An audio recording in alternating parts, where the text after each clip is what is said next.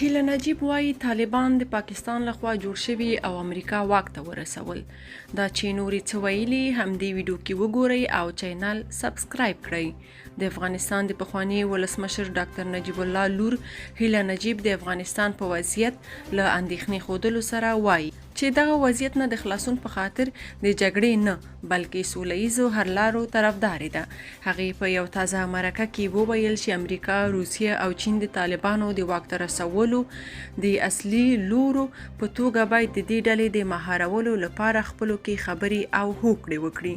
هیله نجیب زیاتوي چې د دې ترڅنګ د افغانستان د ټولو خواوو ترمنځ په کور دننه داسې ځینې توافقات ضرور دي چې د افغانستان روان ناورین ورسره حل شي.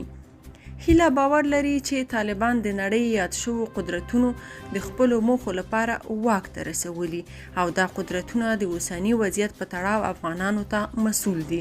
د هیله نجیب په وینا له سویز نه په افغانستان کې دننه او د نړۍ په مختلفو برخو کې له ځینې افغان لورو سره د هیواد د یو سیاسي حل لپاره په خبرو او تماس کې ده. هغې د طالبانو رامنځته کېدل کړنې او تګلارې د پاکستان اړوند وګڼلې او ټینګار یې درلود چې دا ډله یوازې یو افراطي ډله ده او د افغانستان د هیڅ سیمې او قوم استازیتوب نشي کولای. هیله نجیب هغه واضح هم رد کړي چې ګواکې د پخواني خلق دیموکراتیک ګوند پاتې شونو د طالبانو خلاف د وسلوال مبارزې لپاره وسلې اخیستي.